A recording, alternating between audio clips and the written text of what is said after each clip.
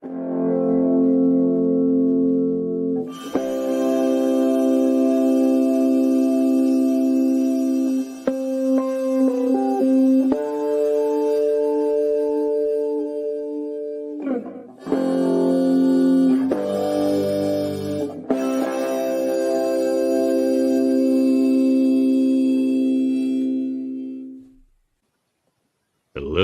and welcome to the Trekle Trunk, another piece of the action comic book review. And we're also reviewing the annual, which isn't really a part of the another piece of the action story, but we're going to have a good time. We're reviewing IDW's Star Trek Defiant numbers 8 through 11 and the Star Trek Defiant annual from this year, the year of 2024. Perhaps the final year. Who knows? I don't know. Sometimes people predict these things. Give it 5 minutes any other way. Yeah. We are your hosts, Davin and Dave, a.k.a. Plain Simple Tailors. Your Locutors of Trek. And, you know what? We found something else in the Trekle Trunk. Heather Narduzzi. It's me, formerly Beige Plate, Heather Narduzzi. What were you doing in the Trekle Trunk? I'm ready. Other than pretending to be a Beige Plate. I've been enjoying many episodes of Star Trek Defiant. Ooh, look. I have them in protective boards, like a good little comic person. Oh, and you've got some different covers there too. Oh, do we have different covers? I think you might have a cover. Oh, yes, indeed we do. Yeah. Yes, indeed we do. We'll compare as we go. Great. Let's do it. Are we starting with the annual or with... No, we'll do it last. Yeah. I think last is probably the way to go. Kind of embraces almost the whole sweep. So we're on issue 8 here. Let's bring it up here. Yeah. So we are talking about this great, like some of the best Star Trek comics, like this whole series and the other series, the main series, the Cisco series. Just some of the best Star Trek comics ever. And not just that, like there's a couple of great episodes of, Enterprise and Strange New Worlds and stuff, but is these comic books my favorite thing since Deep Space Nine? Maybe? Like, I am all over these runs of comics. So, yeah. I love Voyager too, though. But, all I'm saying is, these are great.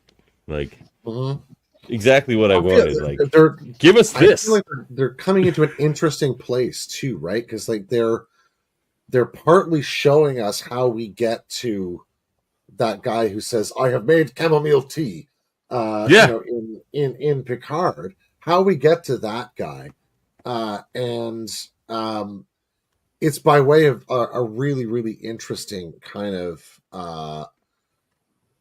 romp that I really did not expect to go the way that it has. I would say the same about Ro. Like it sets Ro up to the Ro we find in Picard, like potentially does. I would say that these comics don't step on any of that. Like these fit into the headcanon. No, they're just kind of original. Well. Yeah, because they're not stepping on anything. Like there are series like Discovery steps all over canon way more than these comics do. Yeah. So, what are your first impressions, Heather? Yeah. I really like it. I find the comics really interesting because they can tell stories and do things that we can't necessarily do on film, right? And my, as you know, fashion. My only complaint about the artwork in these is that Ro and B'Elanna look too similar. They have them the same haircut and everything. They have the same hair color. They have the same everything, and I find that like. Well, look, here you go. Here they are both. Silly. Yeah, exactly. And I've got a page here where they look like pretty much the same, but I really love like the way they tell in this issue 8. I really like the way they tell kind of like the this backstory. It just kind of sets out like that. That looks really sharp, and we get that's like the memory of the Orion corporal. Yeah. So I thought that was really. I like her a lot, actually. She's really cool. Well, when I was reading the comics, I was like, oh, what look am I gonna wear for this episode? And the answer is none. What I'm currently wearing because I didn't have time. But I was thinking about how The nose ring cool. earrings. Yes, The nose ring ear. the Oh, nose yeah. ring, and then this, and then like this Google Like- Glass thing, and like her. Like, look at that. I did do a That's the braid coolest for her. shit ever, though, isn't it? It's like You did do a braid. You did do the braid. Nice, Yeah. Heather. You Are never those come like- unprepared. What I wonder is because they call her a farmer, right? PH. Yeah. Yeah, she was because she was a field medic that was selling like the medical supplies, from what I gather. She's like stealing the drugs. Because Off. she's an Orion, like Yeah, but I feel like it's those- part of her they culture to almost be at look least a little like, sketchy. They look like the sort of Nair oxygen tubes that you would see in a hospital bed, almost, right? When you see the bit on her nose. So yeah, I keep wondering whether there's some other function at work there.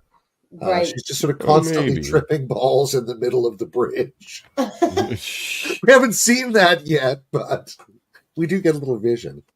I really like her inclusion as a character because she is kind of playing the Worf role in this crew, because Worf is the captain and he has to be like a little more sensible, and it's up to him, as we see, to decide like morally what they should be doing.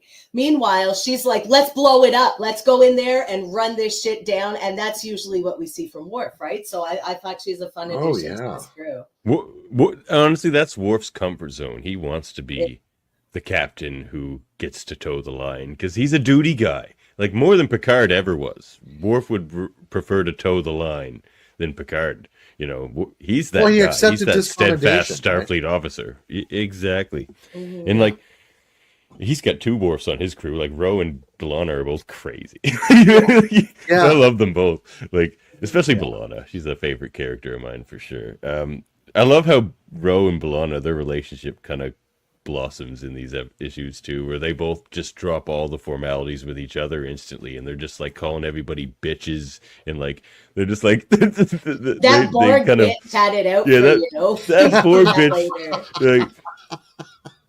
Because they've sort of been through a foxhole together now, right? And they're both Maquis. Day of Blood really marks a really interesting turning point for them. Look at this beautiful shot of a warbird. Oh yeah, that is really nice. And I really like the scene too, where they're at where they accept the disavowal and they meet with Jellicoe and Nechayev, our two favorite Badmirals. All right. We'll go through it. Jellicoe and Nechayev look great. The artwork for both of them. Yes. Nechaev's particularly good. Yes. Like she has such a recognizable face too. Oh yeah. And Natalia Nagulich. Spock gets in a little joke, as much as Vulcans ever joke, and then Ro and B'Elanna Spock is funny. Go about it, and Nechaev's pissed. Love it. Oh yeah. Well, Spock's just like Spock's. There's some good Spock stuff in here, but like all the Day of Blood stuff and all that, it was kind of war focused and stuff. But I think this story, in some ways, is the best Worf story we've gotten in these books yet, because it's like they hold back so much. Well, people keep trying to get inside his head in these stories, and it keeps getting cut off, whether it's situational or he just doesn't say anything. But like eventually, when you finally get his take on all this, we'll get to it. But like his feelings about what Starfleet is doing to them here and all that kind of stuff. And I just like seeing Worf as this captain. Well, we'll go through it. Look, all right. So we got a warbird. Yeah. Oh wait, we're starting. So many cool resonances. Yeah, we're starting at the start. I know we were jumping all over the place there for a second, but we'll start at the start for a second. So they're just dropping off. Is it Sela? Yeah, they're dropping off Sela. Yeah. They're giving her back to the rendezvous. They just want to get rid of her.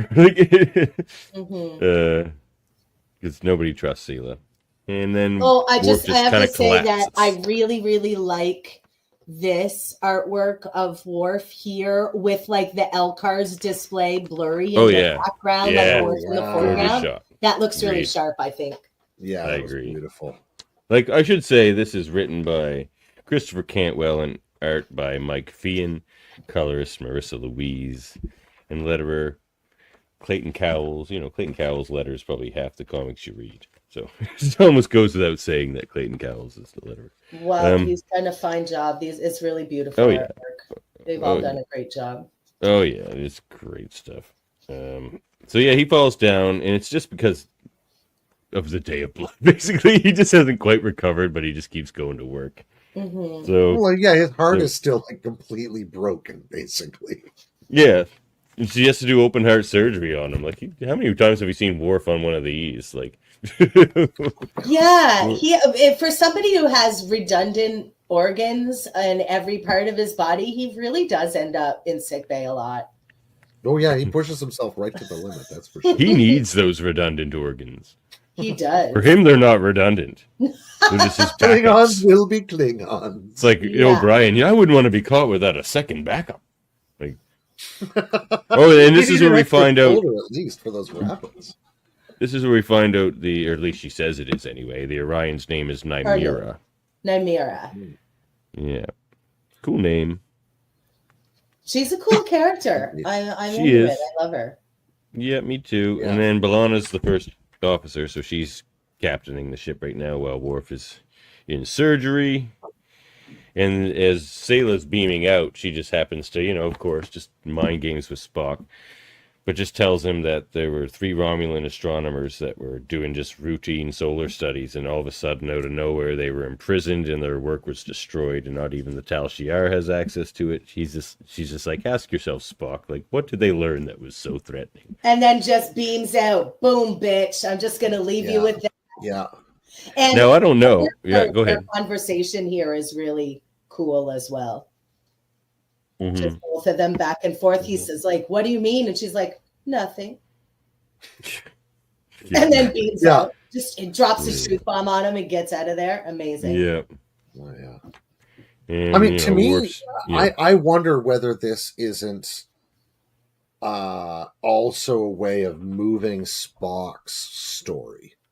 Like, this is one of the first places he hears about what turns into... Hey, Jody. Hi, Jody. He turns into... See you Sunday, Jody. Or, sorry, first hears about Next sort of Sunday. red matter and stuff, right? Where he's going to start hearing about that thing. And I think so, too. I think it's pointing about out the Romulan Kelvin star. timeline, ultimately, right? Right. Yeah. Yeah, agreed. I think that's what they're hinting at as well. And I don't think they'll It's even nice cover it that in they here. can kind of pick up and drop certain threads as they want to weave throughout the comics, right? It just She just enriches everything. To reunification, right? I think that's awesome. Mm-hmm. She's like, you're never going to be able to colonize my people, and he's like, that's not what I'm doing. He's like, well, I'm still going to try. Yeah, I'm going to try for reunification, and then oh man, yeah, it's funny. Like they'll list, that's funny. So and then we get, of course, the meeting with. Of course, we do. Wait, this artwork of Alexander right here, this grown-up Alexander, they nailed it. Yeah. He looks perfect so? there. He looks perfect. Yeah. You really his brow in particular really catches that little fella's brow. Whoever played, little guy, and Worf's armor looks like an Oreo here. It does. I'm just here to make the important observations, fellas. That's the first thing I thought. I'm like, at least Heather's gonna tell us all the uniform and costume stuff in these comics, because we never talk about it. We never talk about comic uniforms. That's crazy. So, he's got his Oreo armor on. I know. Yeah. But he's seeing Alexander, but Alexander is not dead. Alexander died, but was brought back to life in the Day of Blood, so he's not dead. But so then they're taken back to Earth. I think it's sort of unclear what his fate is right now, isn't it? Well, he says he just says Alexander doesn't want to talk to him right now because it's like it was all heavy shit during the Day of Blood, and it was. Alexander should be kind of ashamed of himself, to be honest with you. He joined up with Kahless II and tried to not Alexander's best day or best decision making, Sure. That kid needs to get in a mud bath with Loxana Troy stat and get his head on straight. Isn't that what messed him up in the first place? No, Loxana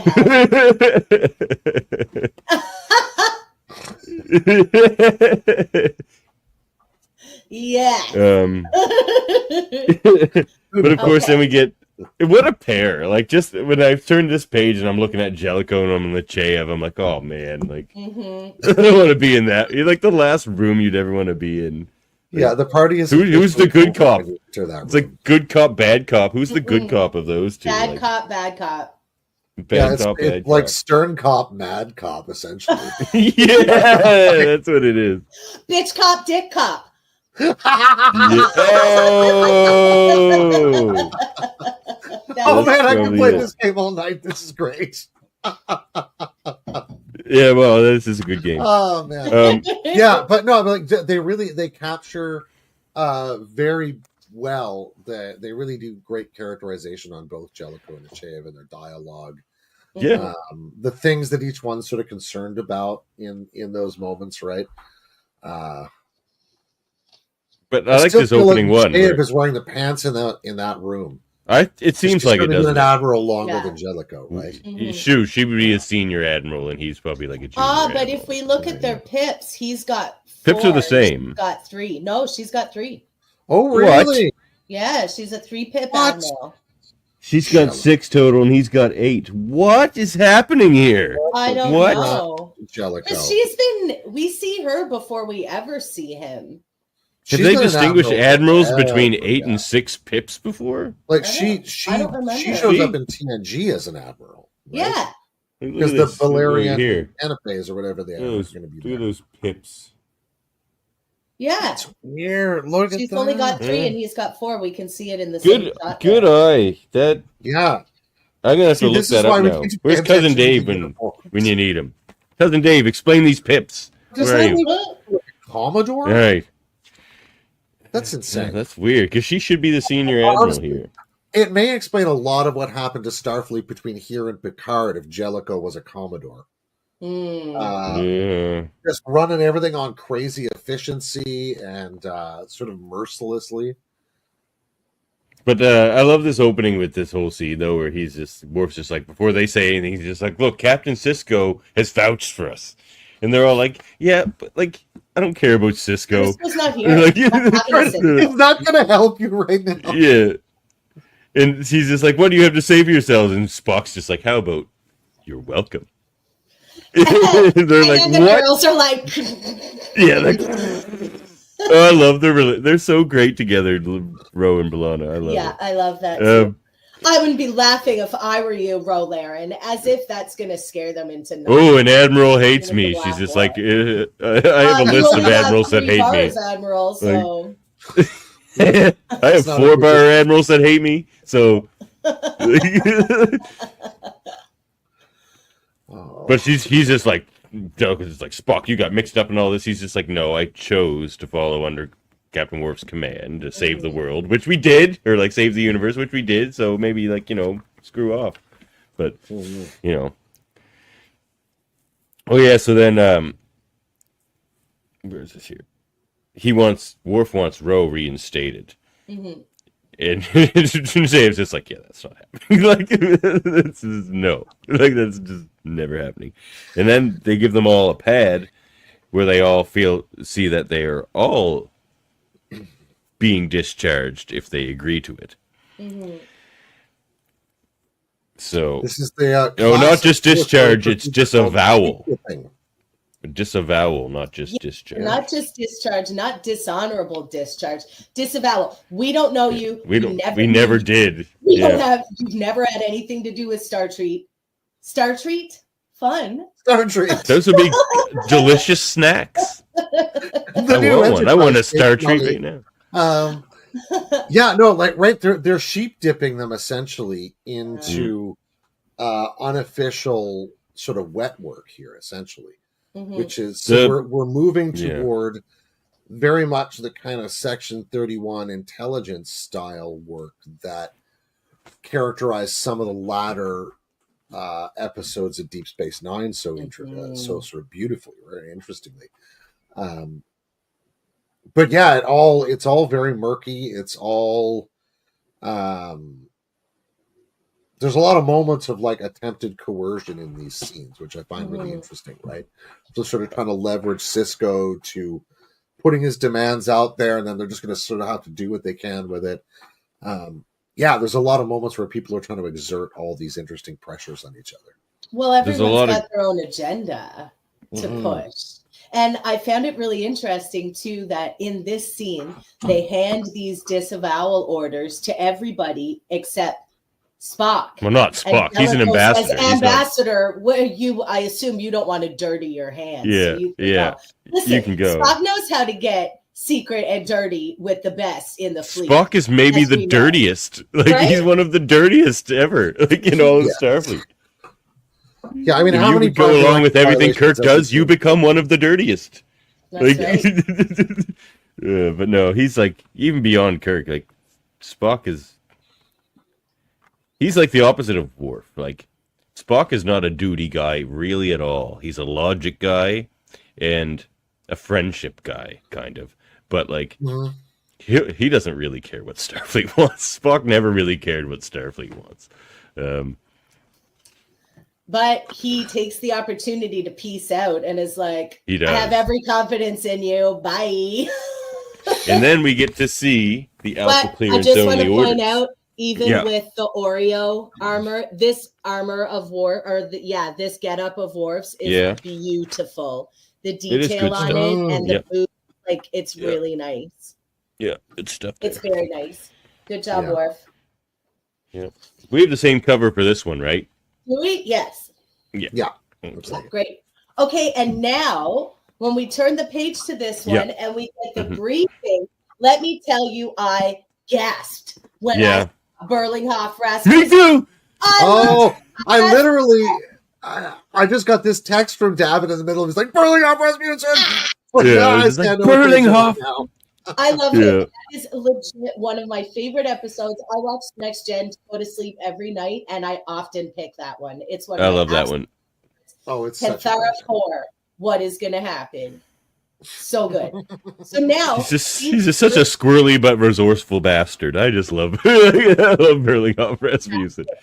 And I love me with some Matt Frewer in anything. Talking stuff, and the way he talks to Crusher, and Crusher just shuts him down. Like, I could go on. She kind of liked him, though. She was kind of into it, and then she saw he was being shady, and she was like, get out of my city. Oh, no, no. She's like, no, you stink to high heaven, sir. I'm old enough to be your grandmother, and you're a creep, so get out of here.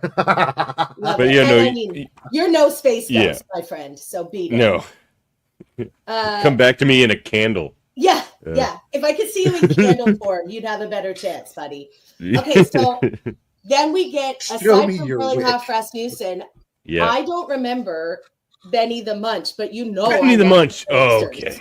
I didn't watch the original series. Watch original series, right? So, let's I think no. Or is it even where the comics pick up on the original series? Exactly. I don't think there was a Benny the Munch. I remember there is a. Because this is 100 years later. Benny, everyone on that the Enterprise ran into in TOS is dead, probably. Like, there was Bella Oxmix and those guys. Okay, so... It's from one of the best TOS episodes, though, Heather. The Iosians. The Iosians, the Sigma Iosians. He was not in that episode, this character? No, he'd be a descendant of those guys. A descendant, because what they explain in this is that, in that episode, Heather, like, the only thing this planet of humans, like, human colonists, had... for any cultural reference was like a gangster novel or something. Yeah. I do know about it. They were just reading Dixon Hill novels. Yeah, basically reading Dixon Hill. Yeah. Which is like, I really want to write a story now where Picard is brought in to be Dixon Hill to like relate to the Iosians. Now, I thought that's what was going to happen here, and it didn't. But so now I want to write it. We did get to Gorn in gangster outfits, which it made my life happy. Okay, but no, that's 2 comics from now. Let's we'll get to that. But like, this lays it out. This lays out the next 3 comics in the issue. We get the Hugh comic, we get the Berlinghoff comic, we get the Benny the Munch comic. So we'll talk about the Iosians more when we get to that issue. Okay. But so they all just punched immediately. Worf. They didn't even read the terms and conditions. They were just like, let's do it. Well, they were pissed off at Starfleet, so they're like, disavow us? Cool. Ro would click that right away. Nobody checks the end user license agreement. No.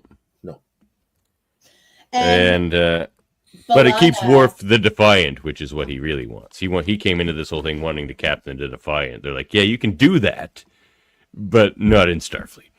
yeah. And then they have And to go interestingly, buy the Defiant. We see a cool moment of Starfleet economics here, right? Yeah, we really do. Because of course, but there is this nobody first, has the like- money to buy a damn starship. No. Because first Spock goes and visits the grave of Pike and Kirk there. And But it are- says are nothing. we- He just does it, and there's no explanation of why. It never really comes back. Are we He just just going to goes and skip visits. right over B'Elanna telling Nechayev to kiss her ass? And Nechayev Oh, I did skip over that. ass? Look at her. Look, Yeah. she's so mad. Oh, yeah. I know. Oh, Natalia's man. super Yeah. pissed. Oh, yeah. It's It's a such a great good lead in, too. Rose is like, I'm happy to be disavowed, actually. I'm choosing to see this as me disavowing you. I love that line. Yeah. She just hates Starfleet so much. But yeah, if I'm no longer an officer, then Admirals Jellicoe and Nechayev, I would just like to say, you can kiss my ass. Yeah, Bye. Nechayev, squirreling right up. Nechayev, not Jellicoe happy says, about it's time to read you in. And Nechayev's like, that. just steak face. She's just like, I hate Klingons. These tableaus of Pike and Kirk's grave Yeah. sites, like Yeah. they're beautiful. They're really pretty. They are, really and nice they're artwork. the words written to on Pike's. It's in honor of the service and dedication of Captain Christopher Pike, born here, lost to the stars. I touched me. teared up a little bit. Yeah, Mm. that was special. And, Only uh, gone, never forgotten. for yeah, Kirk. commemorating the exemplary life and duty of Captain James T. Kirk, boldly gone, never forgotten. Man, these comics are so good. They are so Well, it's good. interesting because it evokes something that I was really familiar with, and I wasn't ready for it to catch me that off guard, right? Like, I spent a lot of time on First World War battlefields like 20 years ago as a guide, and on many, right? So if you were like burying your known relative after the First World War in a Commonwealth grave, let's say, you could pay like a penny a letter to put a message on there, which was pretty expensive at the time. But sometimes you get this, right? Somebody's name, regimental number, maybe their serial number, rank, that sort of thing. Maybe a little message. But for the people who couldn't be identified, Rudyard Kipling, the great old imperial propagandist and, writer of our favorite The Jungle Book. stories. Exactly. Ricky Tikki Tavi, all those great, stories. He had lost his son in the Battle of Loos in 1915 during the shell scandal, where they had all these dud shells that they produced and sent out into the field without really doing enough with them. And he ended up, his son's body could never be identified. So he ended up doing a bunch of these mottos. And so you find these things like, known unto God, or what's the other one?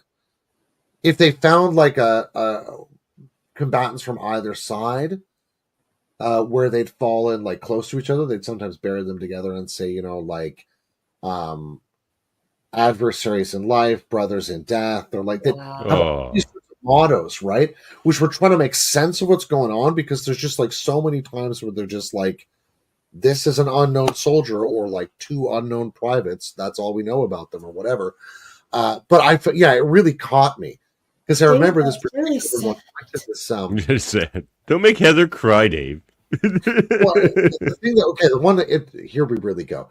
I Okay. remember going up to this cemetery near Compiègne, which is one of the towns near the Somme where tanks first got used in 1915, around there. So I got out and I'm looking at the grave sites, and these Commonwealth War grave cemeteries are beautifully maintained. It's really quite a work. And I looked over, and there's these 6 headstones in the first row on the right side, and they all say the day of my birthday.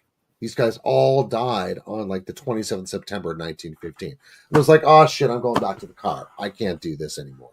Wow. Holy crap. And it just like, it blew my head off, right? I was just like, what, how do I kind of sit with that? But it really evoked those memorials and those, the kind of sentiment that we're trying to evoke, right? Like, we've lost you, but we're holding on Mm-hmm. something, like the memory. We're holding on to the icon you've developed, the personality you've become for us.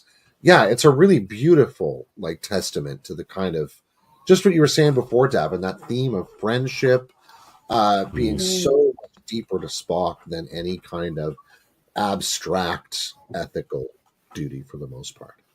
The contrast of where they put them too. Like there's like the Pike one there in the Mojave Desert. Looks like the monolith. The monolith from 2000. Oh yeah. And also a big monument in Riverside, Iowa as well. And I really like in this last panel here, the metaphor of Spock shielding his eyes from the sun, but also shielding himself from the pain. Oh, yeah. That's lovely. Yeah, I didn't. Yeah, this is a very deep and rich comic. You know, it's good having a third here, Heather. We could pick up on so much more with you here. And then we go to my favorite place in the galaxy, Deep Space Nine. Yay! Even though I'm more of a plant guy, but I don't know, something about the station. I would go down to Bajor a lot. But I would too. That would be cool. It's only a 3-hour shuttlecraft ride away. 3 hours. This just might be my own gay agenda, but she says here, okay, let me get this straight, and the galaxy is in bisexual colors. Okay, so it's not straight on Deep Space Nine. No. You might be onto something, but they do kind of always paint space in those colors. But who knows? Because it's very gay space, Davin. Well, probably. It's rather queer up there. And I love the next panel, which is Kira. Oh, I do too. With Cisco's baseball and the way they've got and her face here and too. Ro flanking Worf.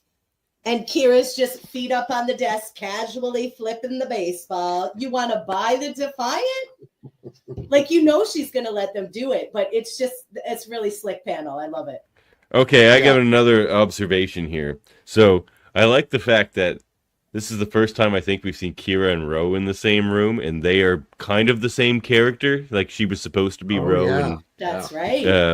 Oh my God, her name. The actress's name is actually Michelle Forbes. Michelle Forbes, thank you. I love Michelle Forbes. Didn't want to do it, so they made a new character. But you're talking about how B'Elanna and Kira look the same. Look in that same panel with the baseball, and look at Kira's hair and Ro's hair, and they're just mirror opposites of each other because they're the same character. They were supposed to be. I don't know. Maybe it's an accident because those three women all sort of do have the same hair anyway.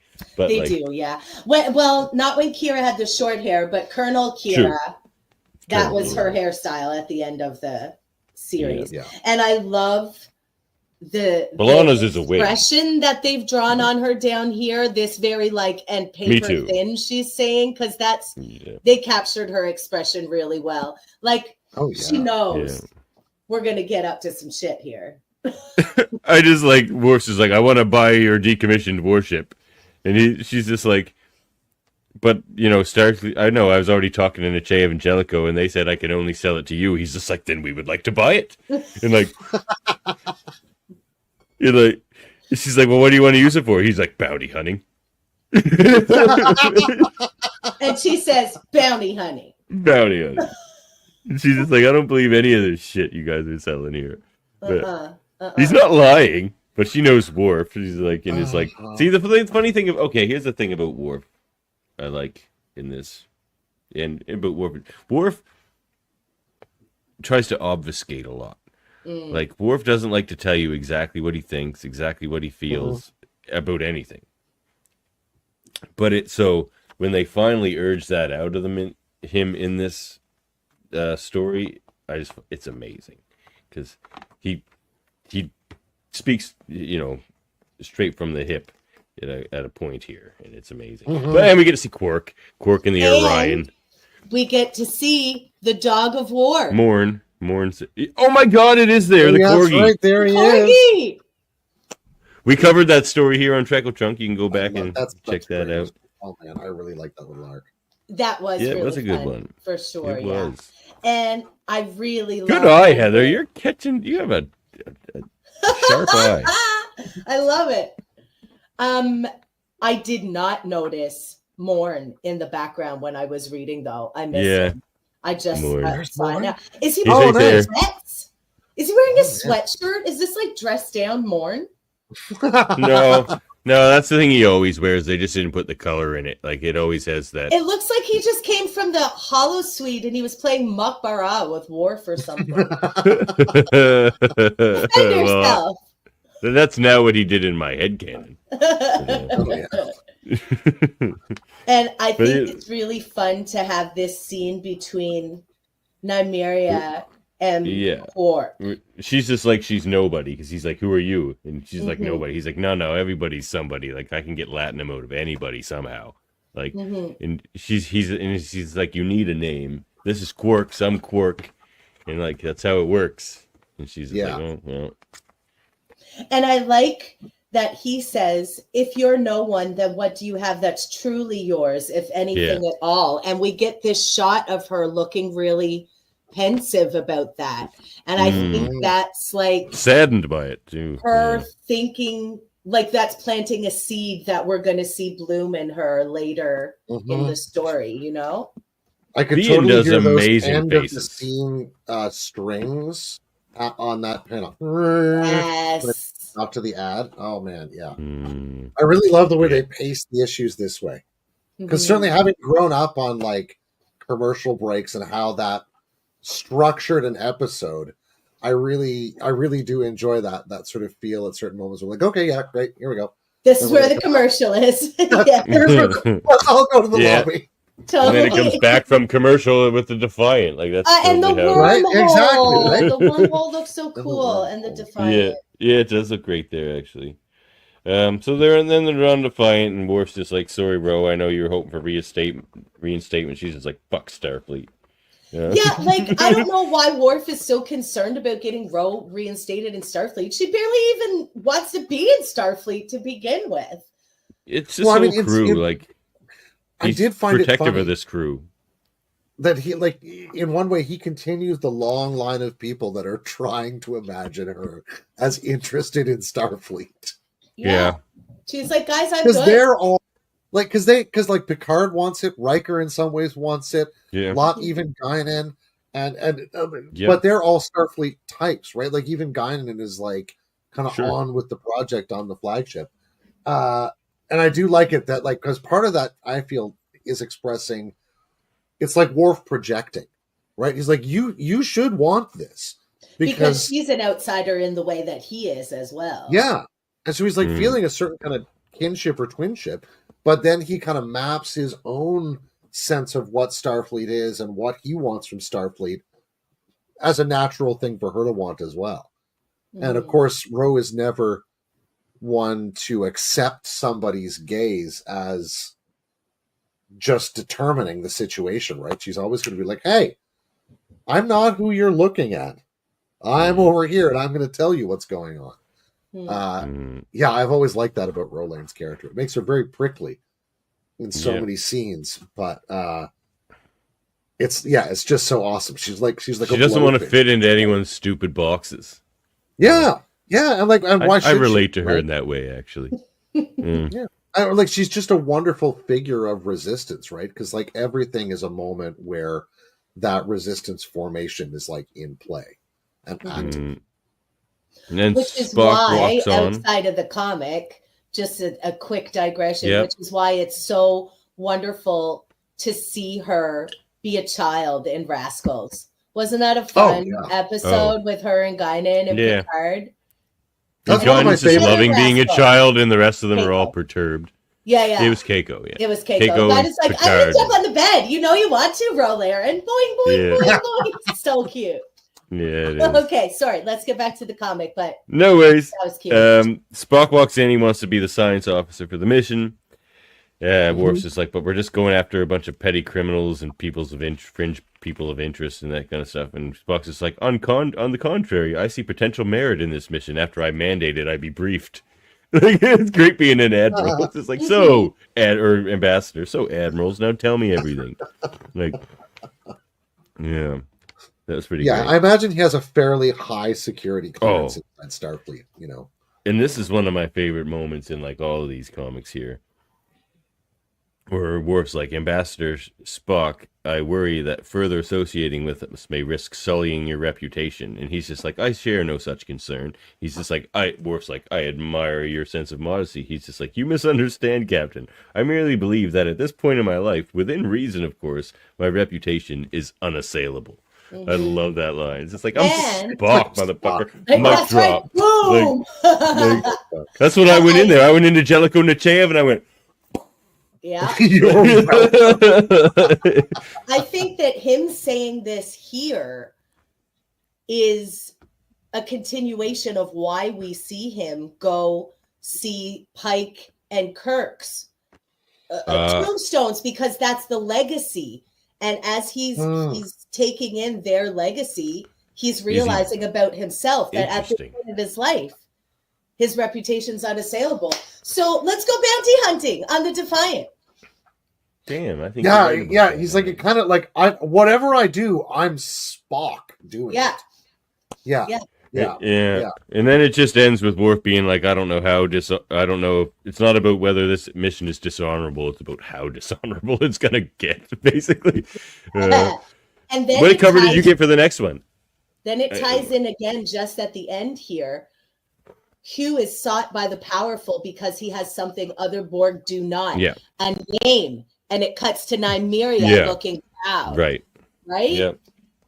And then here goes the Defiant, and we see this super cool cover. Look at the Borg in the Batleth. Oh, yeah, I know. It's you. Is that not the cover you got? Yes, it is. But it is, cool. Oh, I know. It's going right up on the wall after this Trekle. I really like that one too. Again, by Cantwell and Fian. It's great stuff. So it opens with this partial transcript of an interview that Data had with Hugh when they first encountered Hugh. Oh, I really like this. It's so interesting. Should I go over it a little bit quickly? Because it is kind of interesting. Yeah, review it. It's cool. So Data just says he wants to play a game with you. And he's like, we will begin playing. What Data tells him is he's like, okay, why don't you say it? The object of this game is for you to determine the specific chemical compound to which I am alluding. Once you have determined the compound, feel free to say it aloud. I will not share with you the rules of this game, nor how it is played. However, you must determine this yourself in order to arrive at your chemical compound answer. So it's like, not only do you have to come up with the answer, you have to come up with what the game is and how the game is played. Like, it's insane. So Data's just like, we will begin playing now. And then Data pauses for exactly 4 seconds, which again is a clue. Everything he does is a clue, and Hugh picks up on it. And Data says, take a walk with me through the park, Hugh. And then Data snaps his finger 2 times. And he says, then Data again says, hello, my friend. It is so good to see you on this bright and sunny day. And then snaps his finger 4 times. And then Data says, oh, pardon me, I seem to have dropped my pocket watch. And then Hugh thinks for a second and goes, acetic acid vinegar. And he's just like, correct, Hugh. He's just like, that's the second fastest time we've ever gotten for this game. And he goes, who was the fastest? He goes, me. He goes, who did I supplant as the second fastest? He goes, my brother. Mm-hmm. He goes, will you tell me about your brother? Data goes, no. No. I love that. That was so cool. No. Really, really. Data clams up. Imagine Brent Spiner's voice like, will you tell me about that? Yeah. No. Mm-hmm. Right? Like, it's like you can hear it. No, it's fine. No, I will not. Like, no, I will not. No. You know? Yeah. I love that whole thing, though. Did you figure out? I was trying to analyze that forever to figure out how Hugh got to acetic vinegar. Oh, just a second. That's what I was just going to ask. I couldn't figure it out. As well, if you could figure out anything from the clues or anything. I tried so hard. I wonder if the writer really did have a train of thought for how that would get I think so. From that to there, or if they just made it up, because I can't put those together. Can you? There is one way of writing the formula for, is this acetic acid or vinegar? Acetic acid, yeah. One way of writing it, standard way, is CH3COOH to represent the bonds. But you can write it C2H4O2. Aha! That's what the snaps was. He does 2 of them, and he does 4. Yes. I don't Ah, know that part I've hello. got. Then he snaps his finger 2 times, and then he starts with hello, which is an H, and then he snaps his fingers 4 times, and then he And there's begins an O. with O. That's totally There what it is. Oh yeah. That is what it is. Chemical. We just figured it out. Oh, there we go. So it took us considerably longer than Data and 3 Yeah. brains working together. Hugh Well, got it in none of us have 0.000. That's true. For None of 1 us 2 have seconds. positonic brains. We just have regular meat brains. Yeah. Stupid. But that was meat pretty brains. good. Good job, us. Meat brains. Yeah, that's Stupid science. meat That's the brain. science division at work, there, people. That is the science division at work. Oh, So that's right. now they're going after Hugh, and Hugh's been they think Hugh's been attacking people and blowing up Borg and murdering Borg and stuff, and which they don't have a problem with. But Starfleet just wants him and it is interesting that in those episodes where they actually, especially the first one where they meet you, that Starfleet wasn't there instantly trying to grill him and trying to take him away like Maddox did with Data, because he's a Borg, he could potentially have all their knowledge. It's very shocking that they just let him go, and of course they almost fired Picard for letting him go. That was the most pissed they were ever at Picard. I feel like. Oh yeah. They're next time you can annihilate the Borg, do it. They're your orders are to do it. I mean, truly, he should have done it. He probably should have done it. Well, It would have saved billions of the lives, but this was the subject of a great debate. I don't know if we ever got down to launching a probe on this one, but it's still we available. sure did a great debate about whether did. whether that would constitute genocide or not, because that is fundamentally the question that they're asking there, right? Of course, yes. Yeah. Can you genocide the genociders? Right? Yeah, is what they're we're doing. reading comics today. Exactly. That wasn't the news. Yeah. So turning back to our fiction stories, please God, our fiction stories. Yeah, back to the fiction stories. Oh God. So they're going after him, and they're talking about how they're all exhausted because the ship's supposed to have 20 crew and there's just 5 of them. Oh yeah. Especially without Lore, they say, because Lore was doing all the work while he was there. Oh, he could functionally run the whole ship in that sense. Yeah. Him, right? And then, oh crap, what's her name again? Nymeria? Nymeria. She calls Worf a bootlicker. That's pretty funny. Yeah, that's great. She's not wrong, really, but how close do you think Worf is to just chopping her down right there? Oh, man. And then we learn a little more about her, because really? he says, "Just because you saved my life doesn't mean I won't honor kill you right here." And she says, "Yeah, exactly." And by the way, if we're using ranks, you can call me Corporal Von Decht, Mr. Captain. Right, that's her last name, Nymeria Von Decht. And then her and B'Elanna have a bit of a little side conversation where he's getting I work for a living line. Yeah. What am I trying to say here? Exposition. While he's getting the exposition up on the screen, they have their little side convo, and B'Elanna says, "Right, you're an officer." And Nymeria says, "Yeah, non-commissioned, thanks. I work for a living." Yeah, screw you, officers. Such a I could just see O'Brien being like, "Cheers." O'Brien high-fived her. Yeah, exactly. Well, I do love it that B'Elanna and Ro have been in this position in the last issue to be like, up yours, and now she's like, up yours, officers. Yeah, I love. There's just an endless point of her uniform. It's her outfit is really stellar. The colors that they've chosen to match together and the design of it and everything. It's still giving Orion, but non-com officer Orion. It's a good pick. Yeah. Well, because we see a lot of civilian Orions and a lot of because they leaned into this sort of Orion slaver stuff for so long. We haven't seen a lot of these other aspects of Orion culture, right? So yeah, I really enjoy this bit of it. Yeah. And then they take fire and they got the shields up just in time. No one's killed, but then Hugh pops up on the screen and he's just like, "Worf." He's like, "Give me Lore." Because Hugh knows they were working with Lore, and of course, Hugh does not like lore. Neither do any of the Freeborg, because he tried to enslave them again. They just got freed, and he's like, no, I will, old lore. Lore's kind of the worst. And he's just like, I don't have him. He's just like, lore, give him to me. Yeah. He doesn't believe Worf at all. Very single-minded, as Borg usually are. Yeah. But the scam that the skeleton crew of the Defiant pull here on Hugh and like that was transporter scam. Mm-hmm. Yeah. So Worf's just like, everyone meet me in the transporter. Like, we're gonna beam over right when they beam in, like on the exact second. And it works. I mean, the Borg know right away. The Borg, like, the first thing they say, they're like, nobody's here. Like, we can sense the whole shit. There's nobody on here. Like, yeah. You can't fool the Borg for very long. That's the thing. Now, and then B'Elanna says, hold on, I'm reading a powerful magneto-hydrodynamic pulse coming from a storage area 1 deck above. And Rose says, say that 3 times fast. And then we get a call back with it, with Spock being obsessed with it. He's trying to say it 10 times fast. Yeah. Just keep saying the words. Yeah. Magneto-hydrodynamic.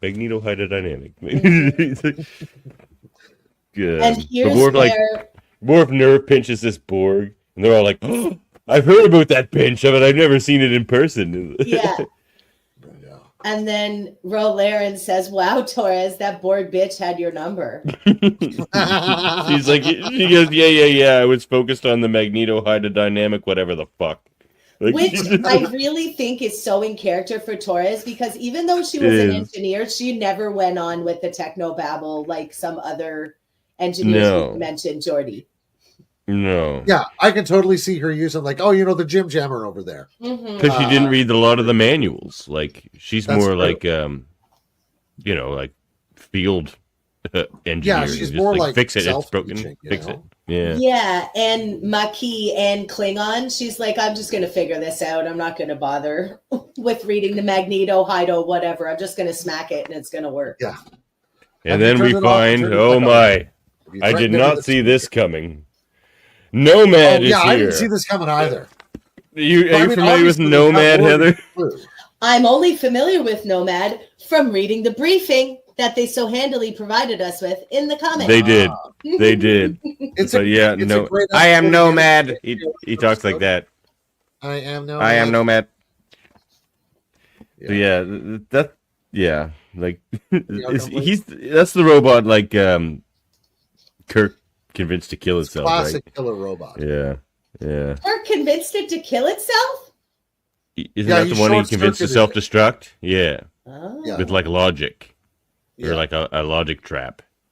Oh, that's good. Yeah, he like its primary directives against themselves or something like that. Right. He's like, you hate this thing. He's like, yes. He's like, but on this planet, you're like the biggest purveyor of that thing.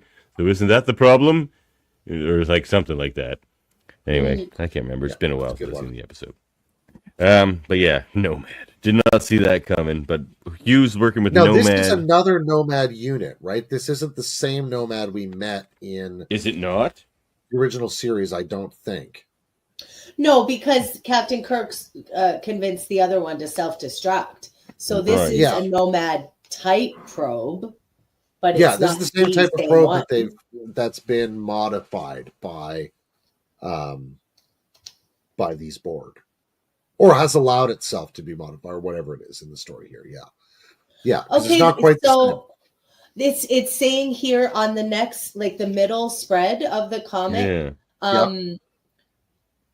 Hugh is saying that your Vulcan first officer told me that the Nomad probe he encountered, that the Enterprise destroyed the killer machine. What he does not know is that this violent alien race was able to duplicate their deadly accidental abominations. Right. So that's why, and Hugh bonded with it. That's right. He's got control of it. Or they're collaborating or something. Yeah. Like Hugh just really misunderstands Worf. I don't think he quite gets Worf. He's just like, you set lore loose, but you act like it isn't your responsibility. He's like, it is more than my responsibility. It is entirely my fault. Like, Worf doesn't shirk responsibility. In fact, he takes more responsibility about things than he should usually. So That is fair. Yes. Hugh doesn't quite get that. Yeah, but Hugh keeps coming up with these interesting metaphors. He's just like, Worf, you seem to be at sea. And Worf's like, that's a good metaphor. I am kind of at sea right now. Remove plank. Yeah, remove the plank. But then Hugh sends Nomad off to confront another Borg cube, and Worf and his crew just think they're going to destroy it. But Hugh is like a super righteous dude. He's just like, no, not only will I not destroy anybody, I won't use anybody. He says he's like no one should be used anymore. He's like, Lord tried to use us, the Borg Queen used us. He's like, I don't do that. So, and I really like this panel where Worf says, "Are they dead?" and Hugh says, "No, they are the opposite." They're the opposite. So he's freed them. Yep. Yeah, I mean, and I love this too. Bees here, right? Like almost a tearjerker here too. Like the Borg woman comes to, and she's like, "What happened to me? What am I?" And he just goes, "You are a person, and you're going to be all right." And you're going to be all right. The tear in her eye. Yeah. Oh man! And then you see that's Worf good emotional first aid right there. Holy jumping, that's good stuff. Then you see Worf and Spock and Nymeria, and they're just like, "God damn, he was a friggin' hero, man!" And like they're all just like, "What?" Yeah, they literally call him a savior, right? Yeah, he's just like, "No, what we think we're doing pales in comparison to what he's doing." Yeah, she's like, I'm a medic, but you do the real healing. He's just like, I heal no one. I only reclaim them. I love that. I only reclaim them. I thought that was great. I'm just returning them to what they were. Like I'm not adding anything. He's opening the possibility they could heal. Yep. And that, I mean, it's kind of a miracle that he does for them. But then they see all this, and Worf's just like, and now I'm going to arrest you, Hugh. He's just like, what? He's like, yeah, well, Starfleet still wants you. I'm a duty guy. I got to do my mission. But really, Worf says, like, I don't know if he says it to himself or he says it to Hugh. He's just like, but like, I need help on my crew. I need like a 6th crew member, and you're a Borg. You can do a lot of it. Like, that's definitely part of his thinking. He does say he'll advocate for them when they get back to Starfleet. I recall. Yeah. He does say that. He says he will advocate for him, and even better than that, I love that line. Do we have that here? Hold on. This, he's like, he thinks he admires Hugh's clarity of purpose, and he thinks it could serve as a check against what he might be currently trying to convince himself of. But then he says, and when it comes time for you to face Starfleet and the Federation, I will stand by your side, be your advocate and ally. And if any of their terms are unacceptable to you, we will leave, even if I need to draw a phaser to get us out of there. Mm-hmm. Like, Worf telling you that, man, that's all you need to know, because he means it. Like, and then he says, set to stun, of course. And it's not in the panel, but I'm pretty sure there's a wink there. Yeah, I think so too.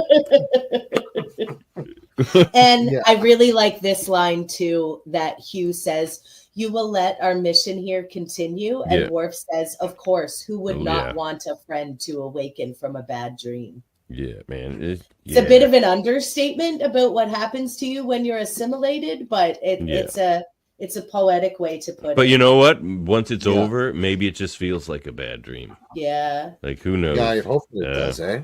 Yeah, hopefully it does. Yeah. And then, And I mean, that is what the word trauma means, right? Trauma just means a nightmare. The Traum from German. It's the nightmare. Yeah. And then there's a really interesting conversation between Spock and Worf. About being a captain, and how Worf is like, he feels like Worf is doing all this because he just wants to be captain so bad, and captain, and Worf's just like, yeah, kind of. If I complete this mission, I can captain this vessel legitimately. And then that's when Spock's just like, I've turned down captain a bunch of times because it's almost as many as Riker. Yeah, almost as many as Riker. He's just like, because truthfully, there was a man whose shadow I always knew I would be chasing. And he's just like, Spock's about the job and the results. Like, You know, and I think he's trying to explain that to Worf, where it's just like, maybe the results are more important and all that shit. But then we move on to Berlinghoff Rasmussen. Oh, you get this cover? I'm so excited that we're gonna see Berlinghoff Rasmussen.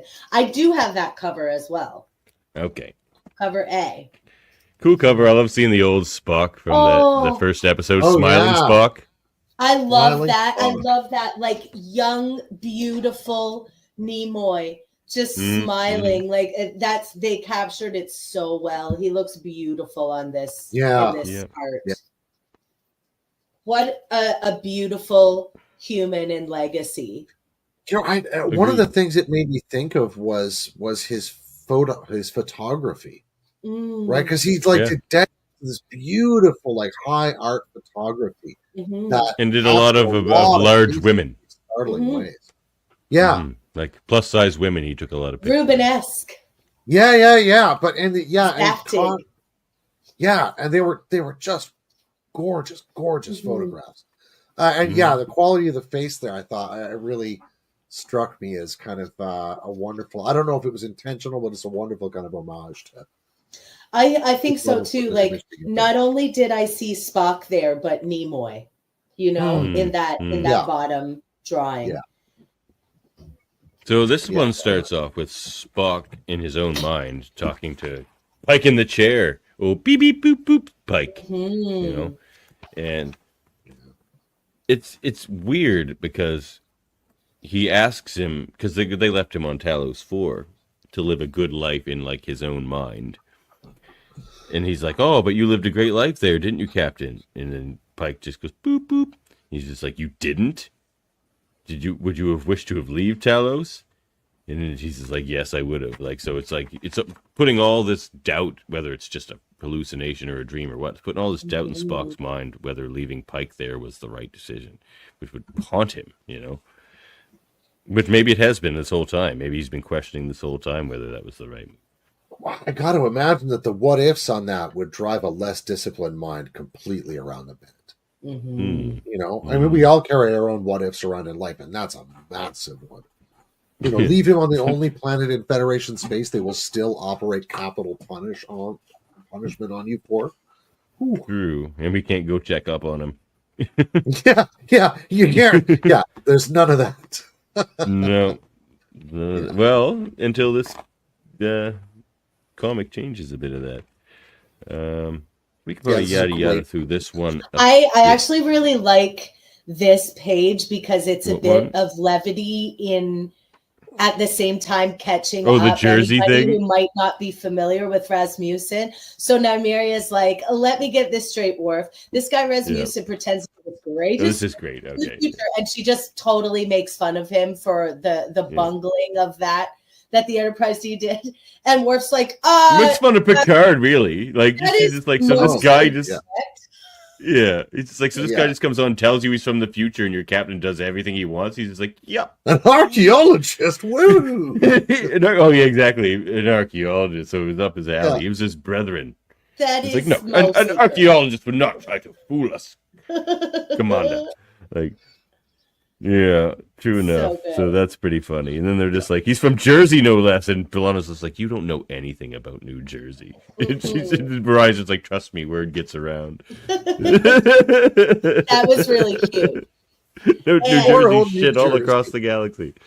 I love this panel. The perspective, the Elcars display, and the Elcars are great. Like, everybody looks super good there. And if you look really close, sorry, I have a hard time with spatial stuff.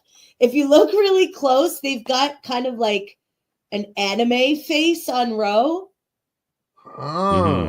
You know what I mean? Yeah, like, they drew her a little more detailed, and it's everybody. It's not just her; it's everybody. And the perspective, they've got them looking a little more like superhero-y because they're off to a dangerous planet. This issue actually has a second penciler.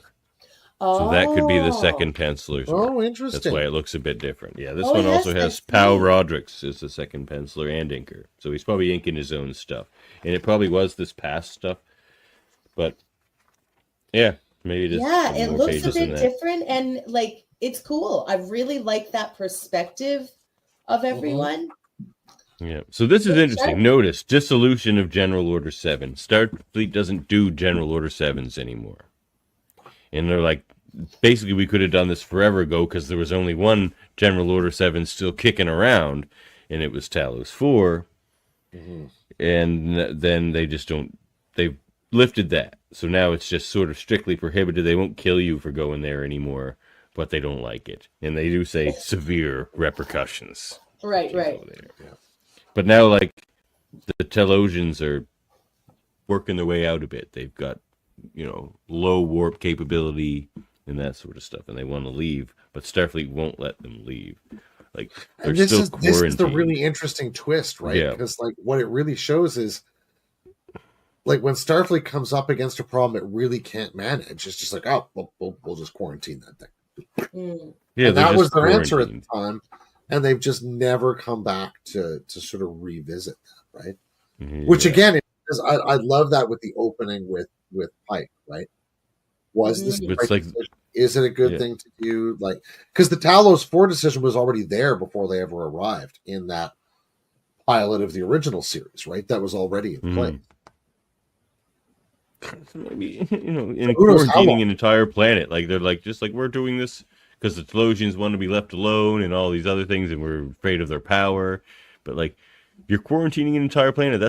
Their planet is now a prison, essentially, if they want to leave, Ultimately, because yeah. they can't. Maybe some real world context there as well. I don't know. And The then resonance is coming hot and heavy here. everyone starts hallucinating. Oh, This Captain Pike, a dream hair Barbie. Oh, he's a dreamboat. Captain Look at Pike. that. Oh, yeah. Look at He's that hair. gorgeous. Even Of the course he is. cartoon of him could get it. Like, for Of real. course.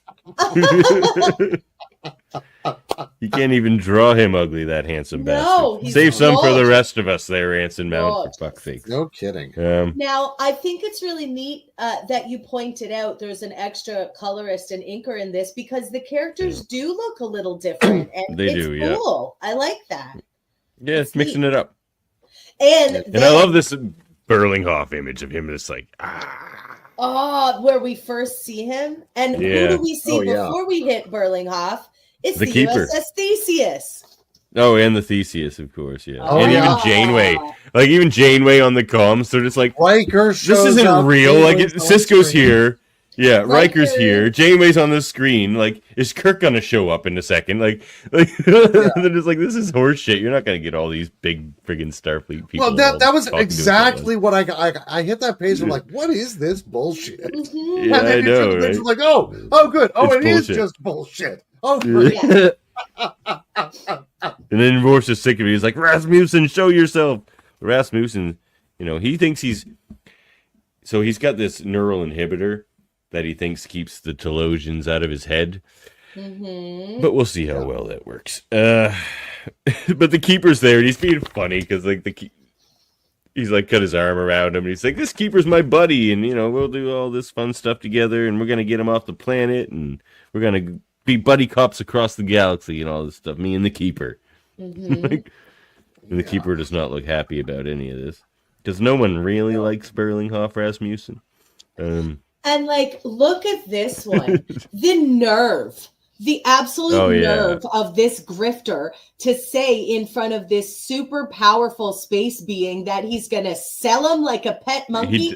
He does say Rasmussen, that. do you think any of this is going to end well for you, bitch? Like, with He's the a neural cocky son of a cortex bitch, though. stimulator or not? None of this Yeah. is going to go well, but he is going to explode your head with his giant head. Like, you're Like, not No, like safe. Berlinghoff Rasmussen is like the chemical formula for hubris. Yeah. Oh man, He's- who among us would transport themselves 300 years into the future onto a starship and think we're going to get the better of the people on that ship? You know Like, what, though? he's just- I like- would try it. Then I would try it. you're For the Berlinghoff Berlinghoff- Rasmussen, Narduzzi. Berlinghoff Narduzzi at your service. Yeah, Berlinghoff Narduzzi. I would have got away with it because I wouldn't have been greedy. I would have been trying to steal tricorders and phasers. You just would have been trying to and hook up with like data. half the crew. Yes, I would. This is the Your space daddy, Riker. exactly. I would. I get me and Riker and Ro Laren in the time machine. Bye. Where is Commander Riker? And where is that Berlinghoff Narduzzi? Oh man. Everyone's gone. Oh, yeah. All right. All right. I'm not saying you're making the wrong decision there, Heather, but anyway. No, it sounds like so it turns out in the end, this one's a pretty quick one. After all this pet monkey business. Yeah. That's a great image, though. Look at this one of the keeper there. Oh, yeah. That's some good stuff. Go ahead there, Dave. Oh, yeah. So it turns out that all of the instability and the holy crap, this is bullshit in this story have been clues all along. They're all pointing us toward the fact that this story doesn't actually hold together. None of it really. And by the end of it, you're like, how does he even have this device? Right? And eventually the Telosians just get bored of him farting around. Yeah. And they reveal to him that they've had him for days. They had him the moment he approached the planet, just like they had the Defiant the moment it approached the planet. And that they've been telling him he's probably just got like a Q-tip glued to the side of his head. Yeah. Probably, I'm too clever. It's a neurocortical stimulator. Right? They literally just put a tinfoil hat on him or something. Yeah. Well, look at this. So, actually, it's on his head, and then the keeper does his big spiel, and then the next shot, it's not on his head. It's gone. Yeah, so there is nothing. Completely imaginary. Yeah. So yeah, they've just what a dum-dum. Twiddle his thumbs. Exactly. Stupid Berlinghoff. Again, I'm gonna beam down to this planet of mind readers, a planet of them, and I'm gonna get the better of them. Like, what the hell is wrong with this guy? Is this a Jersey thing? It's a Jersey thing. Okay, no, Jersey listeners, let me know. He definitely would have had a better chance at defrauding the people of the Enterprise, but like, you're not even going to have a shot at the Telosians. They're the literally most gifted, powerful mind readers and telepaths and projectors and everything. Like, you're never going to do it. And then he's in. You have to sleep. Like, if he had that thing, he would fall asleep and they would just take it off his head. Like, what? Yes. And he's like, the whole planet of people using their hands like suckers. I love Berlinghoff Rasputin, but he's really stupid. He's so wonderful. Stupid. But so that's. I would have liked to see him like thinking he was getting away with it a little more, but we've only got so many panels, right? And it's just because I love him that I would like to see that.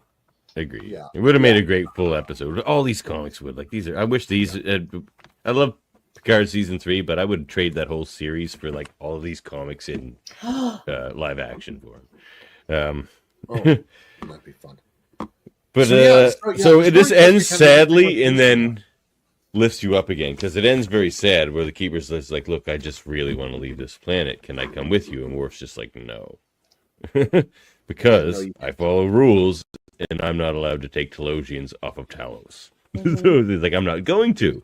But he leaves them a runabout, and he even has B'Elanna go down and fix it, because it's not quite space-worthy.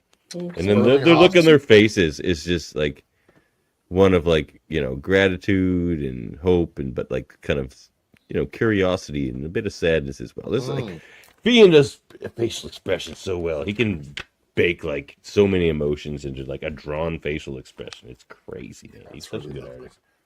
Right. And I kind of like it because they get to leave the planet sort of on their own terms this way, right? Yeah. They're not asking anybody's permission. Yeah. Yeah. Here we go. Is this the one you got? It is.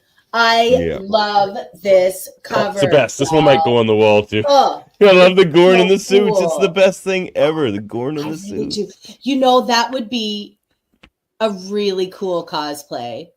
Oh, would it ever? Like a gangster Gorn. Oh, yeah. That would be amazing. No one would know what you're hitting at unless they listen to Trekle Trunk or watch it. But deepest deep cuts. Yes. Yeah. This one starts off with some dumb jut. Human. Play No that Nausicaans. No No. Nausicaans. Classic But- ornament of Domjot tables everywhere. Very, I just- very cool Gorn in suit. I love the names he has for his Gorn too. Like he gives them like human gangster names. Like what is the one? What are their names? Do they have names? Yeah, it's hilarious. It comes up. Where is it? Because when he tells them about the fights. So basically, it's a Domjot game between Nymeria and Oh yeah. Benny the Munch, and he keeps calling her pea green. 'Cause Yeah, that's right. like the color of her. Yeah, which is Also, pretty I funny. love this drawing of this Gorn. Wait now. Oh yeah, See, Dougie. Dougie's one of them. One of his Dougie. Gorns is Dougie. See Dougie's tongue, and he's just Yeah. like hissing and pointing. I love it. Yeah, Oh, that's yeah. Dougie. I His also fight- really like in like the briefing here at the end of it, it says further reference Ioshan holidays. The conservative class continues to observe Valentine's Day as a holy day of all out Yeah. gang warfare I like between that too. rival factions. The Was St. that Valentine's in- Day Massacre. Was Yeah. that in the original No. episode, No. or that's a detail that they added for this? That's they added cool. that for this. I like Yeah. that. And I was wondering why they were calling this fight contest the Koshbot the whole time. I'm not saying like that's an issue, but then of course it's all for a joke. You know what? I saw that coming. When I Yeah. saw the name of what it was, I was Yeah. pretty sure we were going to get that joke. Yeah, I didn't know if it was I'm going not to go mad. a It was a good joke. Latinum joke, like you're going to get cash back on this somehow. But like, no, it didn't. I had the Oh, and his other joke. his other Gordon's name's Johnny Bird. Oh yeah, Johnny Bird. Oh, Johnny Bird, my Johnny prize Bird. heavyweight. isn't Johnny? Yeah, Johnny Bird is the fighter. Yeah. At Yeah, the but that's house. his other one of the- goon. one of the two Gorns. Oh, in is he that one of the scene, two right? goons? I Yeah, didn't he- realize that. Yeah, his other, Yeah, he Yeah. just fights his goon. I guess. Dougie and yep, Dougie and Johnny Bird are his boys, Nice. his Gorns. His Yeah. goons. And then they just call her a low life farmer and tell her to get the hell out of there. 'Cause Right. She's just like, well, I got to fight her for the tournament. She's just like, yeah, whatever, you low life farmer, get out of here. Because she threw the Dom Jot match, or at least she says she did. This is a But- cool scene. Yeah. As soon- I knew how this issue was going to go as soon as like he's like, I have this fight tournament. I'm like, okay, so Worf's going to have to fight the shit out of some people like he always does in these situations. But I'm Yeah. here for it. I'm always here for Worf, like battling too. to the death. Me too. I do like the idea of a star system whose like star, erstwhile star, is that like black hole that's forming there, right? That's Mhm. super cool, and it is. It's a Yeah. great- Yeah, it's very And it's cool. perfect for illegal business because sensors don't work and everything like that. So it's Oh, interesting yeah. concept. Oh, you can for only sure. imagine the radiation would there be in that. So then Ro and B'Elanna just want to like beat up Worf. So and so does Nymeria. So they all try to train him when really they just want to beat him up. I But love then they make the him angry. training montage.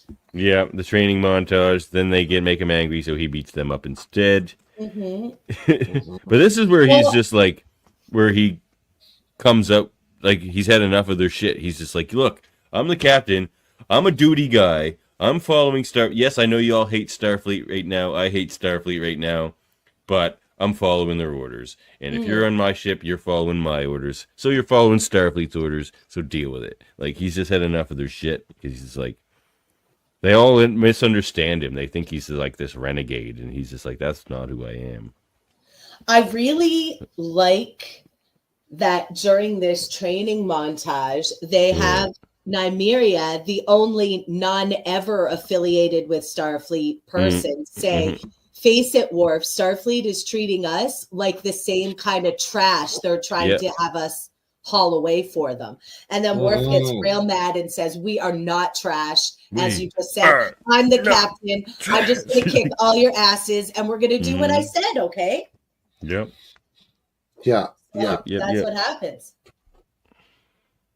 He's like, Yeah. but none of you are bound by anything, pips, uniforms, whatever. So you can get the hell out of here if you want. And after he says all of that, then he goes back in his cute Makbara uniform, goes back to his quarters and gets the notification, not just to apprehend, but to exterminate. So now Yeah, they wanna Starfleet make him an wants us to assassin. Assassinate people? Yeah. having Worf do it too. Like, they want to disgrace his honor of all people's. Like, yeah. Now they're pushing it. This Freaking- is cool. Yeah. Put Oh, them this in is the so good. octagon. The writing's so good here. They're in the octagon. Yep. I gotta go plug in my PC just a moment. Yep. It is an octagon. Funny they did an octagon.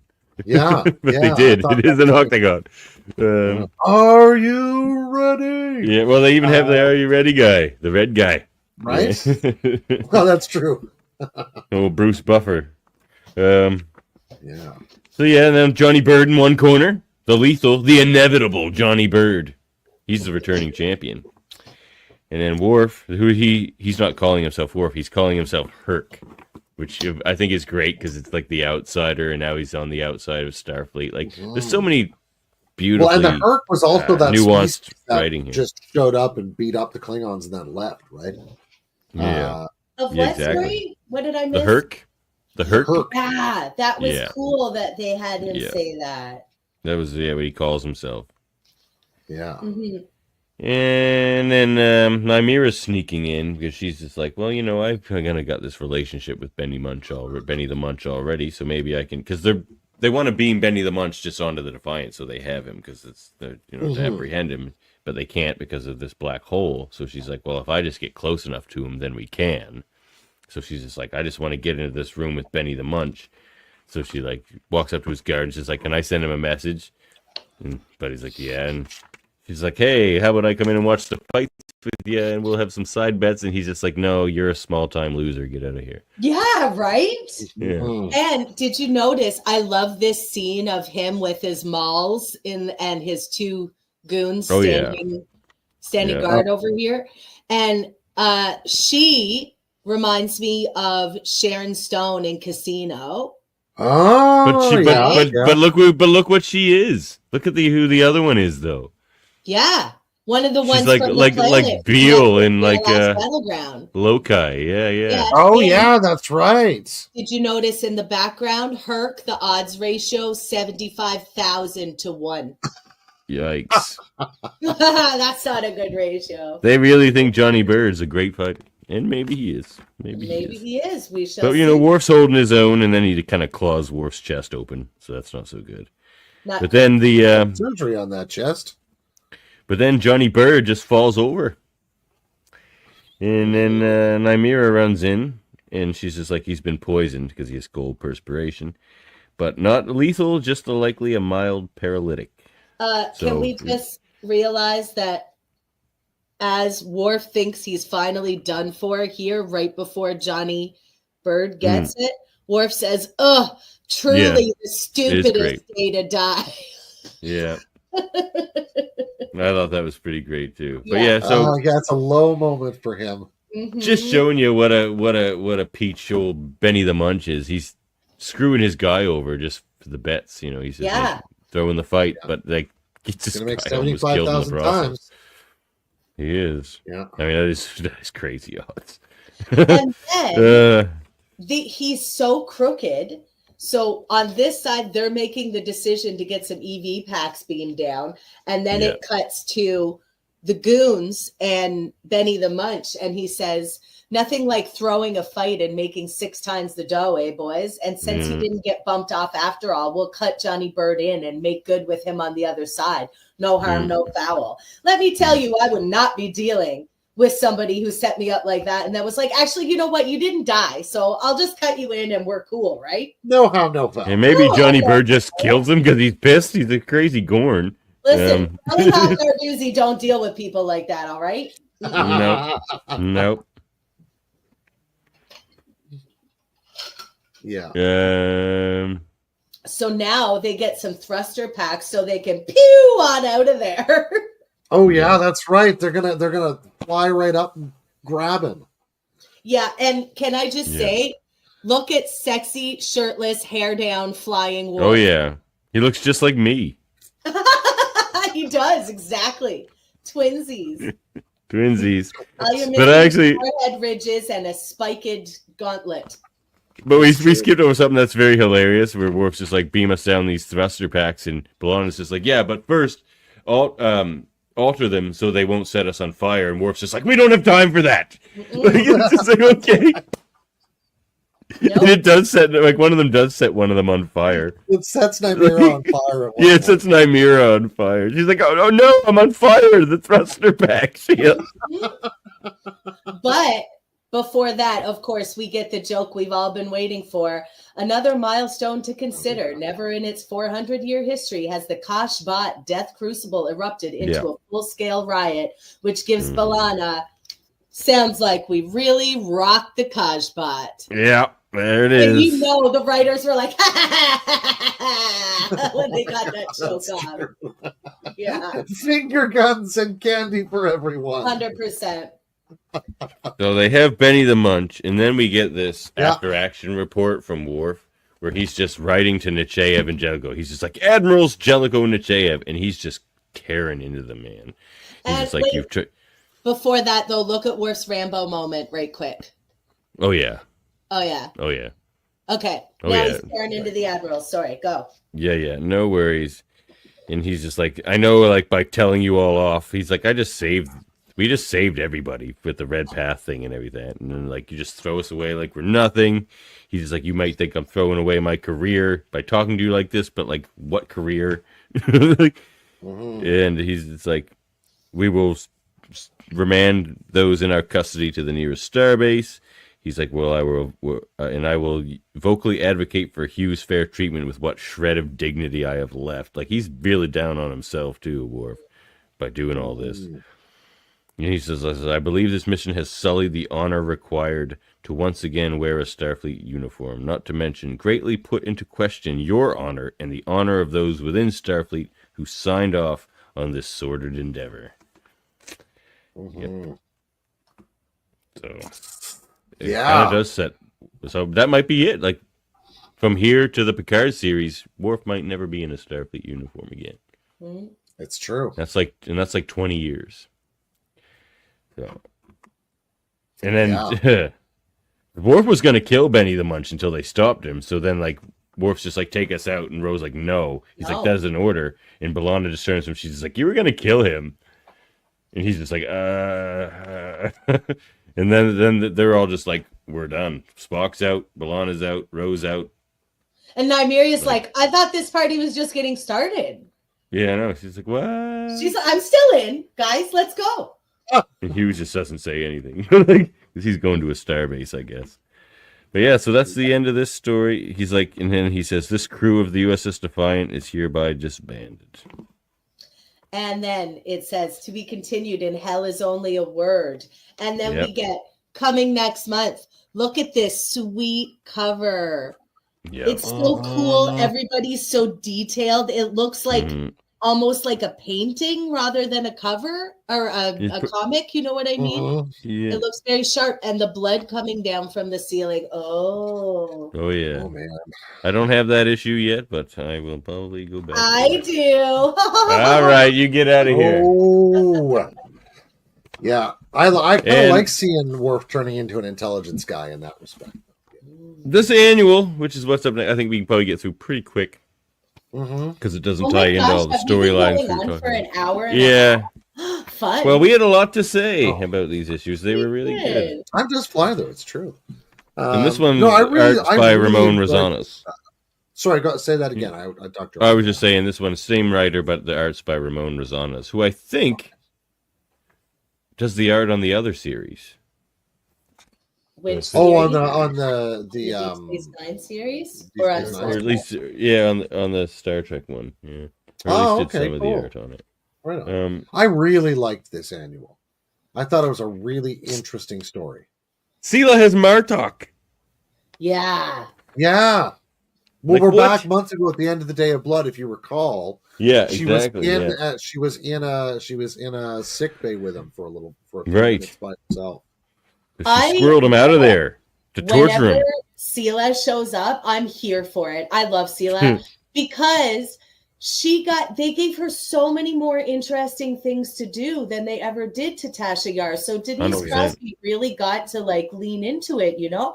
And she's such an interesting character. And I love the blonde Romulan look. Like, I do too. Gorgeous. Yeah. So cool. Yeah. And I really like in this how you can tell they're on a Romulan ship because everything's that like glowy green color, you know? You know, they say even the Absolutely. Romulan heart is green. It's true. Tis true. Yeah, so this is Sela is what is she doing here? So she ends up leaving this what is she doing? So oh this yeah, so basically sort of- she's been she's been like kind of disavowed by the Romulan High Command. They see her as And- a liability. So she Yeah. opens. And the a narration- failure, because she does kind of fail a lot. Yeah, she does. She does get foiled a lot. The She gets narration spoiled. opens Yeah. with Yeah. everyone, she says, everyone is either an enemy, an asset, or a liability. And that's the theme of this episode, of this issue. Yeah. Yeah. Oh, they do say it in the. You're right. I remember them saying it at the end, but they do start it off with that too. This is really nice and tight. So she's surrounded by 4 Klingons with knives and mek'leths, and she takes them all out. She beats up the 4 Klingons and goes about her business. Classic. Yep.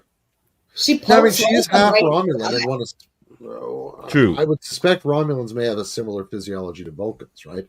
Yeah. I don't know if the gravity on their world is the same as on Vulcan, but They never show Romulans as being as strong as the Vulcans, though. they don't mention Well, in because particular. no. Romulans are sneakier, right? Like they fight more so by deception and poison and secret shenanigans, but they don't outright. We don't see a whole lot of But hand to hand with Romulans. Yeah. No, but they're always like, Vulcans have 3 times your strength. They just never say anything about that about Romulans. No one's ever worried about a fist I fight don't know with a what Romulan. they share. Yeah. Yeah. Yeah. Maybe it's like their mental command and the discipline that gives them that strength. Who knows? Unless Well, that's true because they say human muscle. human technically. Yeah. Yeah. But I mean, there's all those stories about like the mother lifts the car to get her kid out from underneath or whatever. That human muscles can do these things. We just our brains don't really let us do it because they're like you'll rip all your joints to pieces if you do this routinely. So yeah, maybe you're right. Maybe there's like just a discipline thing. So then Sela is there with her kind of scientist, or like, I guess her scientist. And they're talking about Korath, the Klingon who gave future Janeway the time travel technology to save Voyager and get them back to the Alpha Quadrant. Is that until I read that panel? Yeah. Exactly. Until I'd read that panel, I completely forgot that was Korath. Oh, yeah. I was like, oh, right. Yeah. And he was in the Day of Blood stuff, too. So Korath's been all through these comics. He's like the preeminent Klingon scientist. So even in this, they're like, Klingons are stupid. They're like, but not this one. This one is super smart.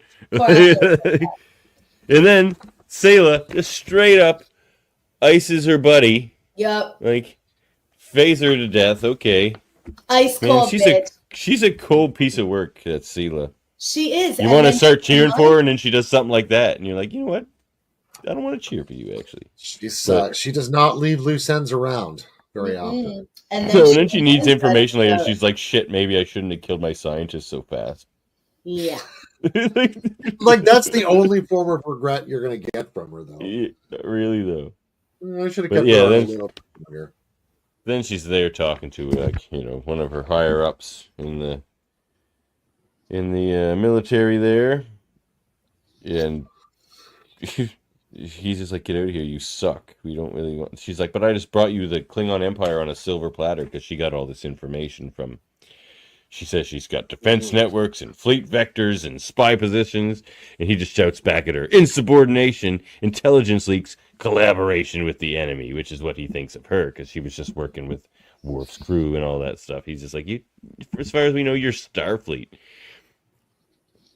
And she's like, it's not like I put on the uniform. He's like, yeah, but it's not out of the realm of possibility, given your bloodline. And she says, fuck you, Aerith. Yeah, she does. Just straight up. Yeah. You suck. And he does kind of suck. And he's got a stupid bowl cut. Like, look at the back. Look at the back of this hair. It's ridiculously stupid. Is that like a Romulan receding hairline? Look at like, this but from panel. the back? Look at this panel right here. See it? Yeah, he does. Yeah, weird. One. Yeah. Little Romulan male pattern baldness there. Yeah. I like after she's told him about himself, the way that they framed this panel. She's leaning in aggressively and he's like backing up from her while he's saying, "Be careful, Commander." So he's talking really tough, but he's also afraid of her. He leans back into her on the next panel, though. He gets right back in her face, like shoves something right back. More valuable, he says. Yeah. And then she wants to know about those Romulan astronomers, and he just doesn't know what she's talking about because nobody seems to know. Yeah. Well, he says it's nonsense too. Ultimately, right? Yeah, he says it's nonsense. Which when you get some so they've heard it is nonsense. You know you're onto something, right? Seriously. So then she's going off to kind of try and figure that out. And she's gonna do a simple jump. She wants to go back 9 months because she has this time technology now. And she says, although I'm not an engineer, Citrula understood the science better. Perhaps I should have waited a little longer to kill her. I still wanted to kill her. But she always she wants her alive again. Then later on, she's like, I wish I hadn't killed her so I could kill her right now. She wants to kill her again later. Oh my god. See, this sucks. So this is so really cold. Neat where she goes into, I like this panel where she goes into the time warp. And as we saw a couple of pages ago, using oneself as points for time travel, right? So she time travels back to her own ancestor. Yeah. By accident. By accident. Yes, exactly. Where Tasha's trying to save our favorite people, the Caitians. I love the Caitians. But it puts me in mind of one of my favorite weird scientific theories, which is morphic resonance, right? There's this guy, Rupert Sheldrake, that argues that our sense of personality is fundamentally a kind of temporal resonance, where an individual resonates like an individual tuning fork most strongly with themselves. We then most resonate again strongly with those immediately close to us and wider out, right? He eventually argues that the entirety of nature is a kind of resonance machine that way, which is how things know how to grow as they are, right? That there's memory involved. But yeah, like the whole resonance thing. Yeah. Forget that I got on that thing. Morphic resonance. What is? I feel like he doesn't know much about DNA, but interesting theory. Oh no, he is. He's actually a microbiologist. Yeah, okay. Yeah, he did. What is the scientist's name? Rupert Sheldrake. Rupert Sheldrake. Yeah. Interesting. Fascinating dude. Good old friend of Terence McKenna, the wonderful psychonaut and ethnobotanist. Yeah. But anyway, so there's this resonance she's jumping back through, right? But she actually gets too far back. Yeah. 19 years or something. Or maybe it's more than that. No, 19 years. Yeah, 19 years. 19 years, yeah. And then, she's there with Tasha trying to save these people, and she decides to help her. I thought it was a nice touch that they had Picard captaining the USS April. Yeah, that was interesting. Yes. Yeah. Is that new? Did we ever know he captained the April? I'm not sure we ever heard about the April, but we knew he was in command of something because this is after Maxia. After Maxia Zeta, so it wouldn't have been the Stargazer. It would have been the April. But has that already been established? I don't know if we knew. It may have been in novels or something. I'm not sure, but I didn't know he was on the April. I knew we had theorized when we did an episode. We did the sort of life, death, resurrection of Jean-Luc Picard as a deep dive a while back, and we had theorized there that he must have had a command in between because of the fact that he runs into Yar. That's mentioned at the beginning of TNG. So there's some ship or ships in between Stargazer and Enterprise, but there There also seemed to definitely be a period is, where he was because not in Starfleet or not actively captaining something for a while there too. well, I figured he was at the Daystrom Institute or off frigging around on archaeological digs or Right. something, But there had to be Yeah. something between the Stargazer and the Enterprise, because Jack Crusher was killed on the Stargazer, and then when he sees Beverly on the Enterprise, it's been a while since they've seen each other, right? Yeah, and it's necessarily been like 10 or 12 years or something. Yeah. So I wasn't sure if it had been pre-established in canon that he was captaining the April, or if they just chose the April in this comic as a nod to Robert. First I've heard of Yeah. it. But Yeah, I yeah. haven't read the autobiography of Jean-Luc Picard. I haven't read that one yet. No, I haven't read that one So it either. may be in there. Yeah. Yeah, it might be in there. Yeah. But she kind of gets in Seela's face. Seela kind of sucks. She doesn't Although wanna help anybody. those She's few just like, panels "You can where help she me." first sees that like seated Starfleet person and then comes Yeah. around the other side. Yeah. That was such a great bait and switch. It It was like, was. oh, there's Yar. That's her mom. Yeah. I sort of, because of the uniform style, and then she comes around the other side, and it's just this like It's just like Starfleet messed up, person who just dude. got Yeah. destroyed in a seated position, right? Mhm. Yeah. I was like, oh, this is it was really it was a really brilliant little set of panels there. Honestly, because I agree, that was beautiful and really well done. I thought that it was going to be Lore in Data's uniform. Oh, wow. A split second. Oh, Do you know what I mean? oh, that's cool. Mm-hmm. But Yeah, no, that was it's a just cool random correction. dead guy. Sorry, dead guy. You're Yeah, dead. yeah. So, there's a few pages of them just trying to work themselves out of this minefield. And then they get most of the Cations out of there. And then these cool little guys show up. Yeah, I these don't know little who those guys. little fellas are. Yeah, these little guys. They're They the, kind of look like though. aliens, like xenomorphs, They yeah. have A that little like, bit, yeah, that like kind of head structure. thing, yeah. And the what They're are they the called? Carnelians, Lion they are. aliens? The Carnelians. Yeah. Sorry, what'd you say, Heather? What are the lion aliens called? Are those Cations. Carnelians? Cations. No, those okay. are Cations. They were relative. We see them in Star Trek. They're in like Star Trek 5, I think. They look And kind they're of in the teen animated wolfy. series as well. Yeah.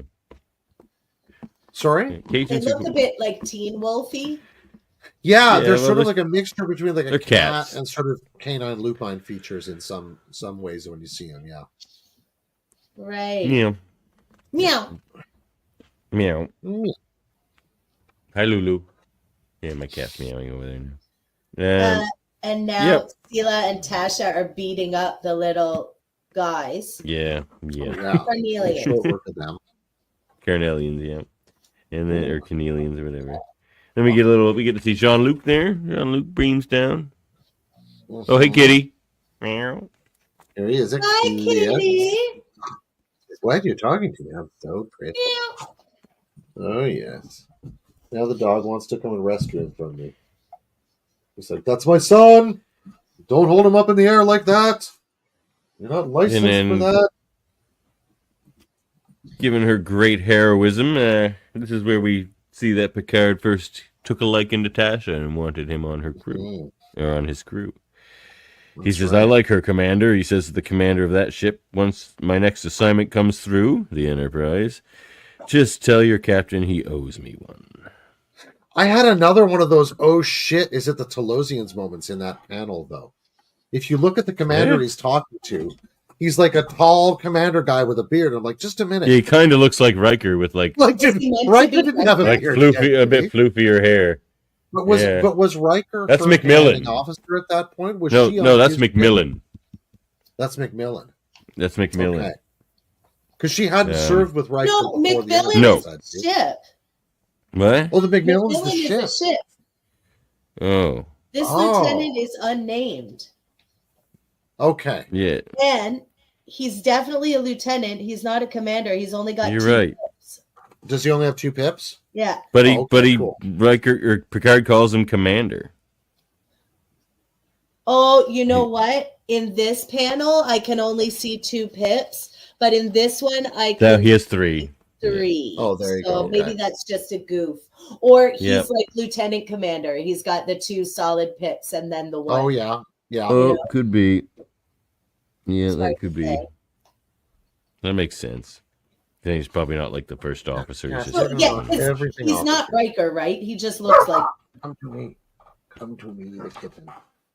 all right. Well, I see your cat, and I raise you a cat. I'm gonna do that too. Stand by. I've got one right here. I have the biggest. All right. Oh my God! What is that? Oh, what a fluffy one. A mogwai? Oh, fluffy. It's Look Bob at my that. Seeger. God. Oh my God! Bob Seeger Yeah. is your cat's name? Yes. Does he That's have so night cool. moves? He does. He works on his night moves. He's he likes old time rock and roll. He runs against the wind. He Good turns job, the Bob. page at times. He does. Oh my God, what a sweetie. And he's like, Look at his yes, face. you may adore me. It will not improve my mood. Meow. Oh, he's left. She talks He's a gone lot. to tease the dog. Okay, sorry, Bob, to disturb you And- from your sleep. After that moment about cats, Everyone So then- hates cats. After that, we'll get them their feline supplements later. Yes. after that escapade of Sela getting to see how heroic her mother can be, we flash back to Sela as a child and the Now we escape get to the good attempt stuff. that we've. Yeah, this is the good stuff. So what Sela always told us, and well, she always tells us how much she hates her mother and thinks she's not good at about anything, like, and just kind of worthless. She was a coward. She was And a coward, weak. betrayed her father who gave her everything, and such and Mm. such. This And this that- really got me. This really got me Yeah. right here, where young Me too. Sela says, "Stop, please, I'm scared." Yeah. And Tasha says, "You can do this, Sela. We can together." And then Sela's voiceover, she says, "But the truth, something I rarely admit even to myself, is that she was not afraid at all that night. Truthfully, I never saw fear in her once." And Tasha says, Mhm. "I had to run when I was your age. So can you." And we get this beautiful artwork of the two of them together. Oh, Right yeah. here. We do. Isn't Yeah, that beautiful? It's great stuff. Yeah, Mhm. yeah. I really liked that. Against that, just such a stark background too. Yeah. Just Yeah, all that raining. hard concrete or stone, whatever that is. Nice Romulan gray everywhere. Yeah, exactly. Like But sepia or sepia. How do you pronounce that? Yeah, You know what I yeah. mean? Like that brown sepia, tone. yeah. Sepia Yeah. thing. And just she cries out and she says, "The guards did come, but it's not what I wanted." And we see Tasha doing her best. Because she always told us on the show that she cried out for her father. It's just like she didn't want to leave her father. And That's her right. mother was trying to take her away from her father. But that's not what it was at all. She was just scared shitless and was crying because of that. And Yeah. got her mother killed, and she didn't want to get her mother killed. Hmm. So yikes. Yeah. The guilt that And you must can run see through how, Sela. in that moment, left with the father she's got, what do you do but rework that story? Yep. So that it's your mother that was the weak one, right? Not you. You're a good Romulan, Hmm. right? Like that's all she's got left at that point is just to conform to being what she thinks a Romulan is, but it's the source of all her pain as well. And I think she it goes right back to the conversation with Aerith, right? Like that's where the impulsiveness and all that stuff is coming from, all that rage. Sorry, I cut you off there. Oh no, I was just going to say she says that exactly. Truth I've kept secret my entire Romulan life, even to the point of denying it to myself. I think that really ties into what you were saying about, given what happened, she had to make that the truth for herself to protect herself. And that's where she says everyone is either an enemy, an asset, or a liability again. Hmm. And then she puts in a course to rendezvous with the Defiant. And it looks like she's turning over a leaf there. Looks like she's finally had enough of, like Romulan racism, essentially. Yeah. And, We'll see if she doesn't backslide or try and satisfy that urge some other way or story, but that'd be an interesting moment of tension anyway. But then she says, You'd be very decisive, though. But the truth that she already knew is that she says, "But my mother was a hero. She was fearless. Currently, I am neither. But perhaps I could be both." And we see her looking determined on the bridge of her ship, ready to go intercept the Defiant. Great shot. Love it. I like the parallelism with Worf and his question about how much dishonor can I take. Yeah, right? Like they're both kind of going into unknown waters here to pick up that at sea metaphor again. Yeah, but both very trying to different end their kind of dishonor. waters for each one. Yeah. But that's these issues. We always ask at the end of the Trekle Trunk if what we read goes into your head canon or not, and this stuff goes into my head canon very firmly. Oh, these issues very happily. Oh, they're great. Yeah. Pretty really great enjoy. Stuff. Really cool. And it's been a while for me since I read them, so I think I am going to go back and read like the Defiant ones again to have the context. But I really enjoyed reviewing these with you two because as we were saying earlier, like when you read it yourself, you're getting your own impressions of it and your own interpretations. But it's interesting to see and hear what other people think about it as well, because, you catch some things that you may not have caught or think of something in a slightly different way. So thanks for having me on. I really enjoyed that. No this is great. Anytime. Yeah. I'm so glad you came. Now look. Let's have here we go. You have to have me on again. Oh, because you got a whole stack. Those aren't all after this issue, is it? No. It can't be. They're not. No. They're not. We've covered some of that already, probably. Star Trek 500. Ooh. Oh, I don't have mine yet. Mine's still coming. It hasn't come in yet. All right. Wow. We'll probably do Star Trek 500 next. Excellent. Because there's like a bunch of essays and stuff in there too. Like there's going to be a lot to go over there. Oh, nice. There's an essay from former guest of the show, Dayton Ward. And yes, the author. That's right. Now, have we reviewed Star Trek Celebrations on Trekle Trunk yet? What's that? Because I picked it. Wait, I'll find it. I picked it up from my comic book shop, but I haven't read it yet. Hang on. I know we did a bunch of the one-shots. Is that what you mean? No. It's a queer one. Those. Hang on, I'm finding it. Geez, you do got a stack of comics there. I know. I've got them all on boards like a good girl, though. Here it is. Oh, cool.